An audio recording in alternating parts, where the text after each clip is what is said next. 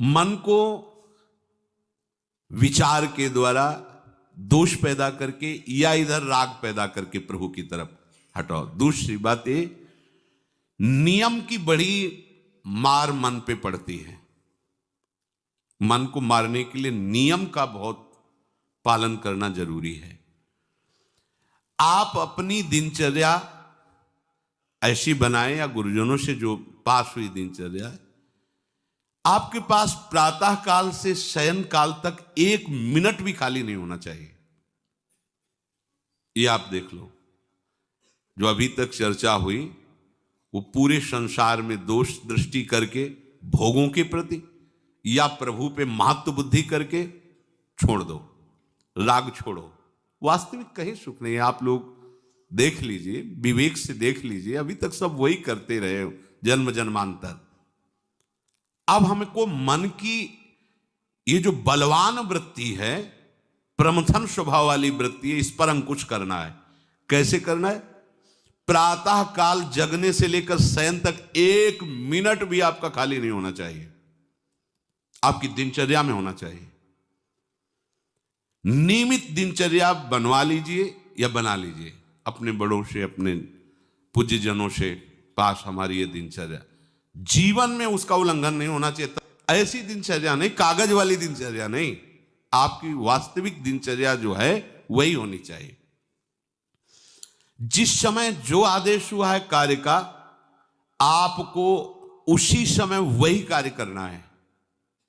इससे मन तुम्हारा मरेगा, मन के अनुसार। यहां क्या है कि रोज सुनते, आज नहीं सुनेंगे सत्संग, क्या है सुबह तक रोज वाणी पाठ में जाते, नहीं जाए 6 बजे तक सो रहे हैं, शाम के रात्रि तक, या जैसा, ये ठीक नहीं। चलो आज ऐसा कर ले, नहीं ठीक नहीं। जो नियम दिया गया वैसे ही चलो। अगर नियम से चलोगे तो उससे लाभ क्या मिलेगा? एक तो परमानंद की तरफ बढ़ रहे हो, दूसरी बात आपका मन मरेगा। मन नियम से मरता है। इस मन का स्वभाव बदल जाएगा यदि आप नियमवर्ती बनोगे। नियमानुवर्तिता से मन आपके अधीन होगा। नियम बनाओ आप। नियम अगर आपने नहीं बनाया तो परमार्थ की चढ़ाई पर नहीं चढ़ सकते हो। परमार्थ में आज तक उसी को लाभ मिला है जो नियम से चला है। किसी ने पूछा किसी से कि क्या नियम है आपके, तो उनका हमारे संप्रदाय में तो नियम है ही नहीं। गजब की बात कह दी। यहां का जो नेम है वो प्रेम से शासित है। प्राण चले जाएं पर वो नेम छोड़ सकते हैं? देखो ना, मन क्रम वचन त्रिशुद्ध सकल मत, नेम नहीं है। जो अब कह रहे हैं उसी के अनुसार जीवन चलाना है। प्रियालाल के सुख का नेम, प्रियालाल के नाम जप का नेम। प्रियालाल हमारे यहाँ कोई नियम ही नहीं, मतलब खाओ पियो पड़े रहो केवल से। आप समझो, समझ के बोलो, ऐसे किसी को मत बोलो। परमार्थ में आज तक जिसको भी लाभ मिला है नियम से चलने वाले को प्राप्त हुआ है। इष्ट आराधना में जो जो आपको नियम मिले हैं उनमें शिथिलता नहीं होनी चाहिए, और बहुत काल तक एक नियम में चलने वाले को सिद्धि प्राप्त हो जाती है। जिस स्थान पर, जिस आसन पर, जिस समय पर जो मंत्र जितना, वो नियम होना चाहिए। ऐसा नहीं कि आज 20 माला जप लिया तो कल 10 माला जप कर लिया तो 2 दिन जपा ही नहीं फिर आगे, ऐसे नहीं होता। एक नियमानुवर्तिता। 5 मिनट का भी अंतर आपके नियम में जब नहीं पड़ने लगेगा, नियमित नियत समय, यह संतों में देखा गया है। 6 बजे उठना, 6 बजे शयन, 6 बजे उनकी जो दिनचर्या, एक दिन अगर देख लो तो दूसरे दिन तुम कह सकते हो इस समय ये साधन कर रहे होंगे, क्योंकि उनका नियम है, वो वैसे ही मिलेंगे। बड़े बड़े महापुरुषों में देखा गया है। ये 2 बजे के जगने का समय तो मतलब जैसे लगभग विषयी पुरुष सब सोते हैं, ऐसे लगभग जो भगवत प्राप्ति की लगन वाले साधु 2 बजे जग जाते हैं सब। ये नहीं, कोई आश्चर्य की बात नहीं है, हमने देखा है। गंगा के किनारे जैसे ब्रह्म 2 बजे शुरू हो जाता है, कुआं से जल अर्चना और सब दिनचर्या, गंगा नहाने के लिए, फिर जाना बाद में, यहीं से स्नान करके फिर बाद में गंगा स्नान करने जाना। जो अनियमित साधन करता है, यद्यपि साधन अविनाशी, पर मन मरेगा नहीं, मन अधीन नहीं होगा, ध्यान रखना। अनियमित, नियमित, आज 1 घंटे बैठे, कल 30 मिनट बैठे, परसों 10 मिनट, और फिर आगे बैठे ही नहीं 2-4 दिन, बिल्कुल नहीं, ऐसा नहीं। चाहे 10 मिनट से शुरुआत करो तो 11 होना चाहिए, कभी 9 नहीं होना चाहिए। और बार बार दिनचर्या का परिवर्तन नहीं होना चाहिए, मंत्र का परिवर्तन नहीं होना चाहिए, नाम का परिवर्तन नहीं होना चाहिए, खाने पीने का, शयन का, जगने का बिल्कुल नियत समय होना चाहिए मन को वश में करने के लिए। ये जो लोग ने कि जब जहां जैसे आया चिड़िया की तरह चुनते रहते हैं, कुछ लोगों को तो देखा है, यहां तो थोड़ा शासन है, सत्संग में भी बोतल खोली, एक घूंट ऐसे थोड़ी थोड़ी देर पर, अरे मर थोड़ी जाओगे, अमृत बरस रहा है, भगवत चर्चा को उसका पान करो। चिड़िया की तरह कभी ऐसे जेब में डाले, वो रंगीन पुड़ियों नहीं होती है, ऐसे थैली निकाला, भुजिया चवा, 2 पानी, ऐसे मर थोड़ी जाओगे। एक बार भोजन डाल दो, प्राण पोषण होता रहेगा, एक बार नहीं 2 बार से। इसके बाद ज्यादा ये नहीं होना चाहिए, थोड़ा ये पाया, थोड़ा वो पाया, थोड़ा प्रसाद में मिले प्रणाम कर लिया, जरा चख लिया, रख लिया, और जब प्रसाद पाएंगे तब पा लिया। बार बार खान पान से भजन में विक्षेप पहुंचता है। अगर मन को मारना है, भगवत प्राप्ति करना है, तो खान पान का समय, शयन का समय, शयन का समय मानो आप 9 बजे से 2 बजे तक, 9 बजे आप सैया पर होना चाहिए। 2 बजे आप सैया छोड़ ही दो, नींद आई हो या ना आई हो, इससे कोई मतलब नहीं। नियम सो नियम, ये नहीं आज रात में नींद नहीं आई तो आज सो लेते, नहीं, उठो तुरंत आपकी दिनचर्या। अपने लोगों ने अभ्यास जब किया ना, तो उसमें ये नहीं कि जग के विचार करना है कि उठना है, जेव ही घड़ी पर दृष्टि गई। आज तक भगवत कृपा से कभी अलार्म नहीं लगाया, बचपन से लेके अभी तक।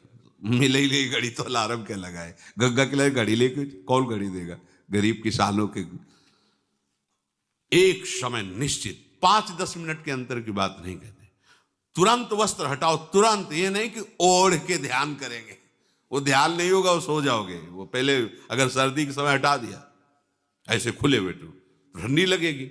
अब नाम जप करो जितनी देर तुम्हारा नियम हो, नहीं तो चलो अपना शौच स्नान पवित्रता, फिर उस शयन वाले आसन पे न बैठे।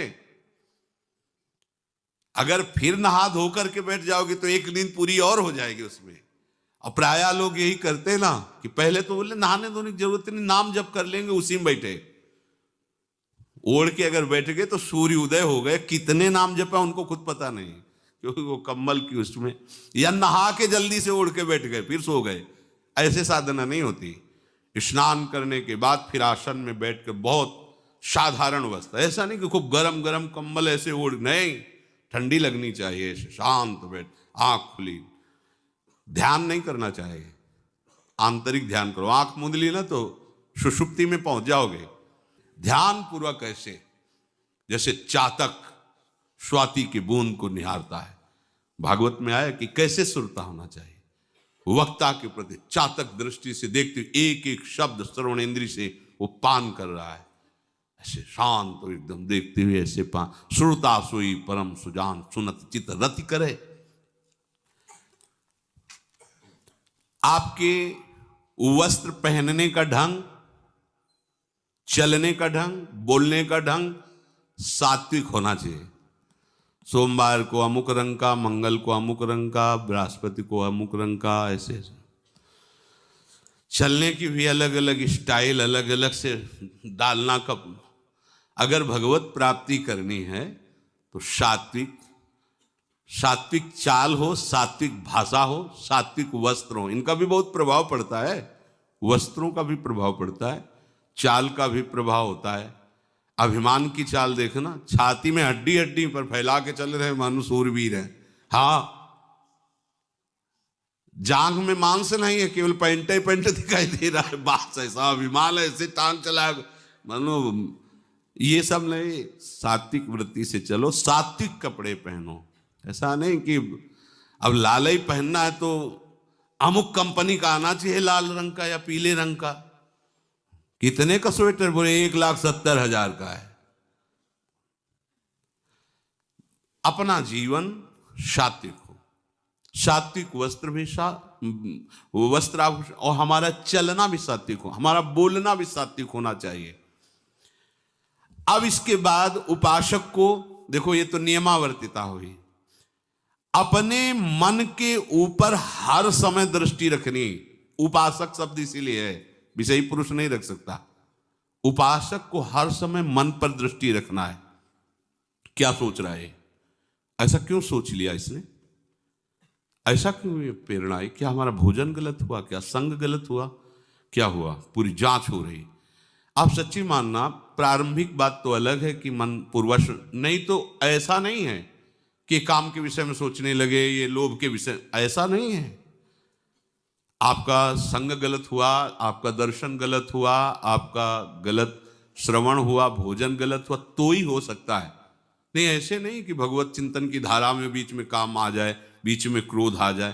प्रारंभ में तो ऐसा होता है, लेकिन आगे बढ़े हुए उपासकों को फिर ये दिनचर्या में अपनी जांच करनी, क्या गलत हो गया, आज क्या खाया जो हमारे मन में ऐसे विचार आ रहे हैं, आज किसका संग किया जो हमारे मन में ऐसे विचार आ रहे हैं।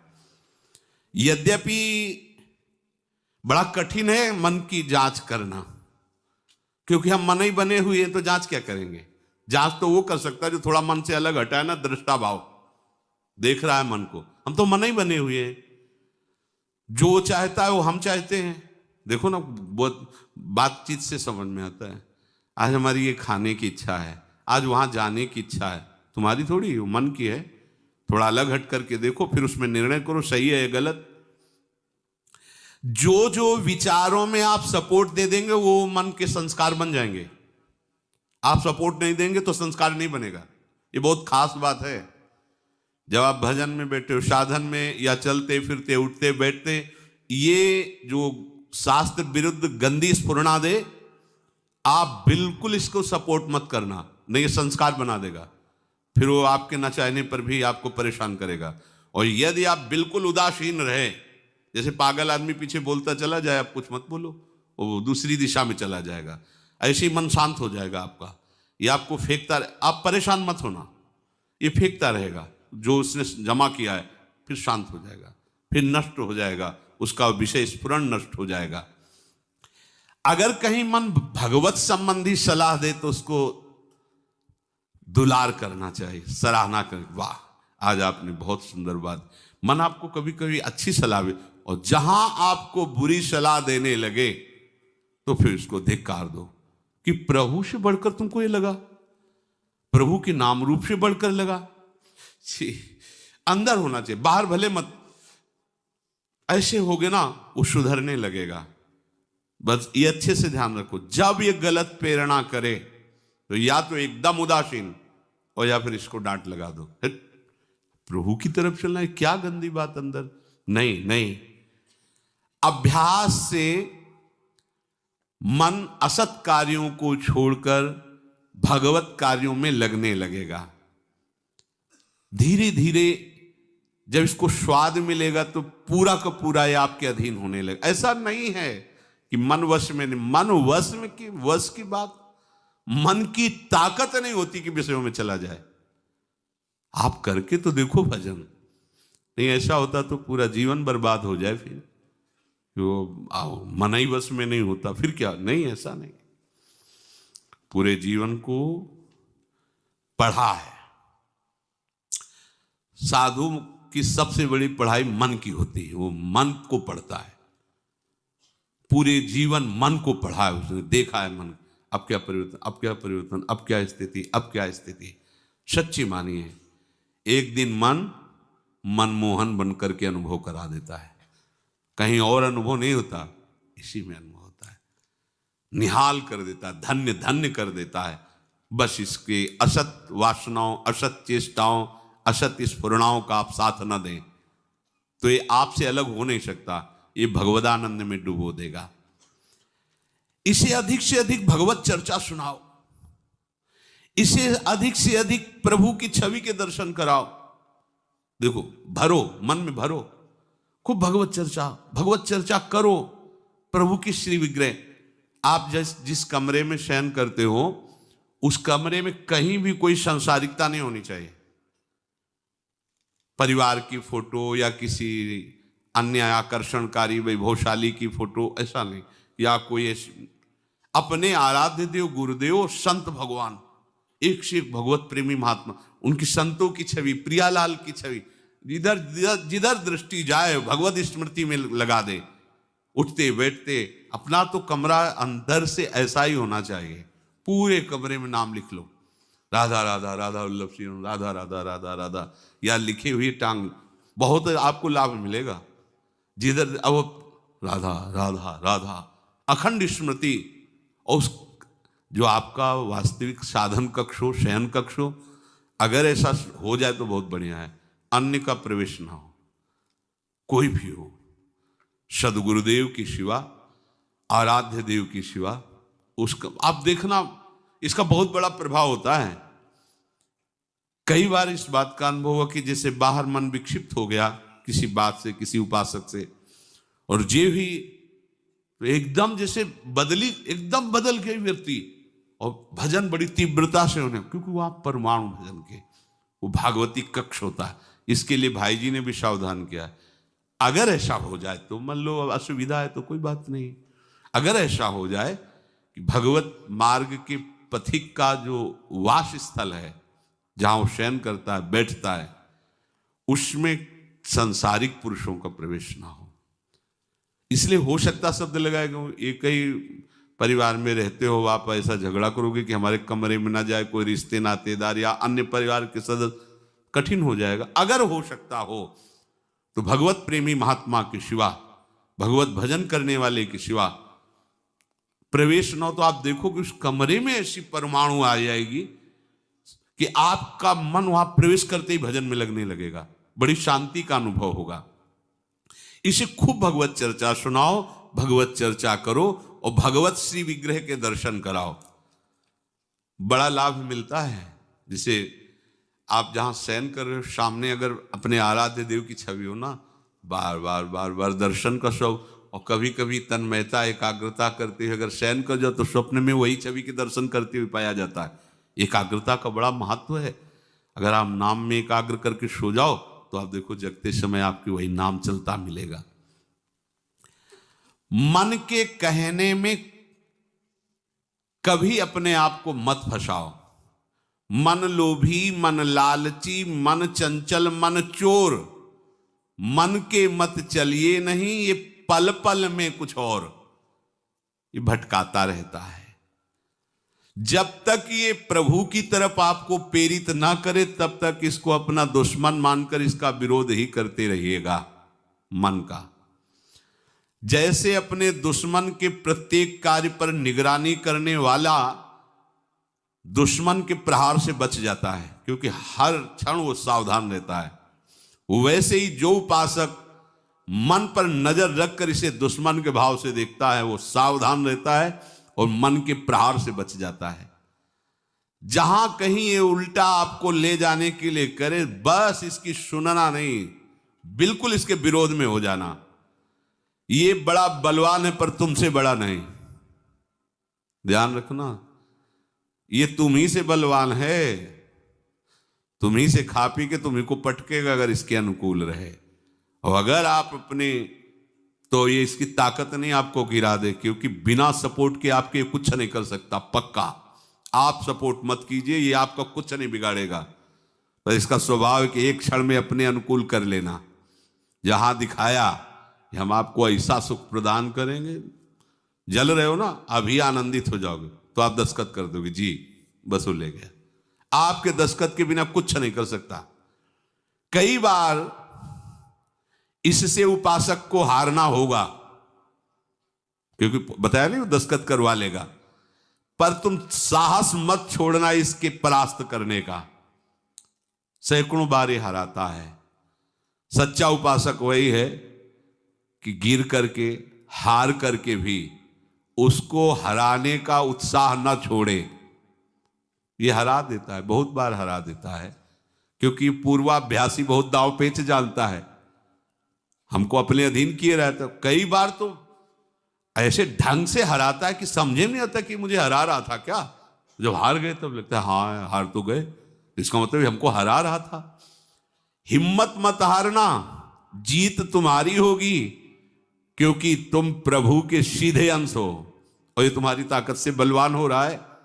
दृढ़ता से लड़ो तो दिन दिन तुम्हारा बल बढ़ेगा और मन का बल घटेगा, और यदि इसका सपोर्ट करते रहोगे तो इसका बल बढ़ेगा, तुम्हारा घटेगा।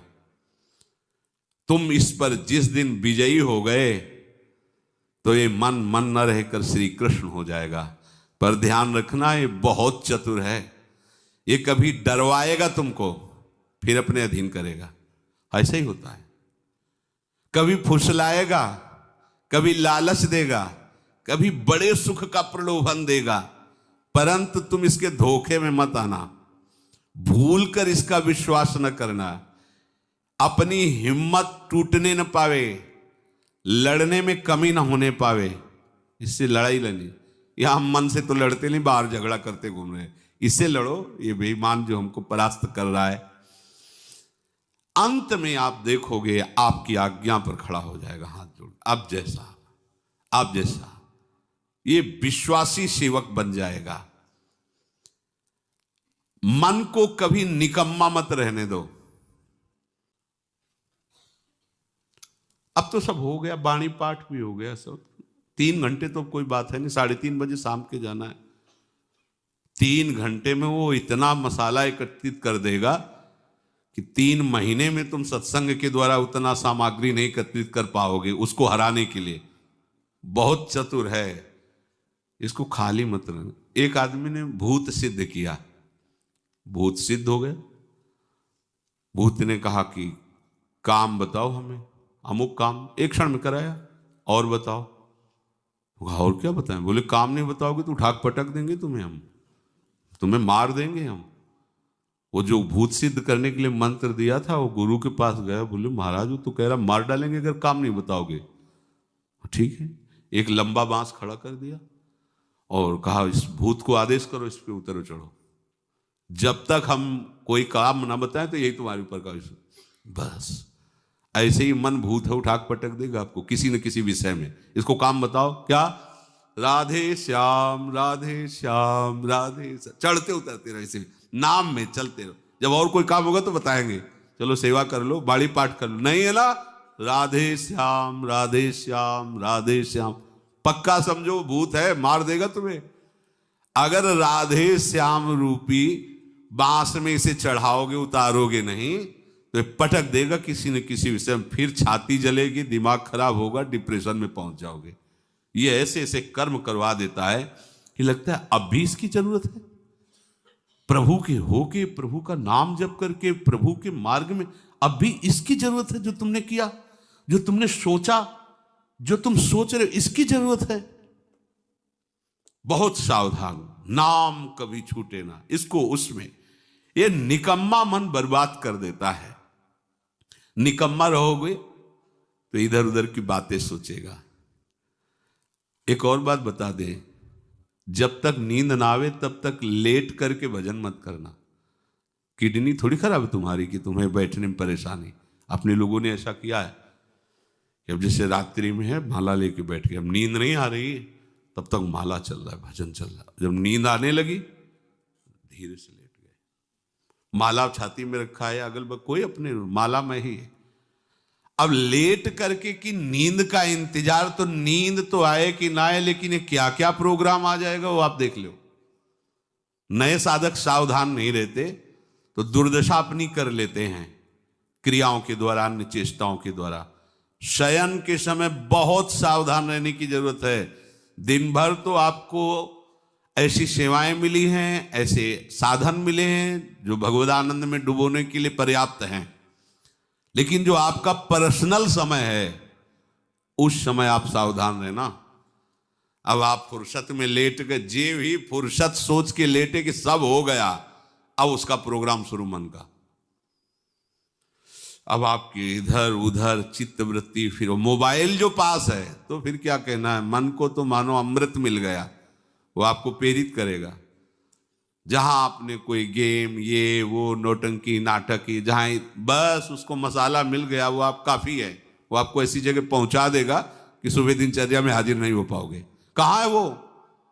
बोले अभी तो आया ही नहीं वो। क्यों? मन ने उसको परास्त कर दिया, इसलिए नहीं आया। बहुत सावधान। ये निकम्मा रहेगा तो बुरी बुरी बातें सोचेगा। खास बात है, दिन भर सावधान रह सकते हो माना, लेकिन शयन के समय जब आप अपनी सैया पे गए, अब होश ठिकाने रखो, बिल्कुल सावधान। यहां थोड़ी तुम्हें सावधान रहने की जरूरत है, अभी तो सावधान आई हो, नहीं तो अभी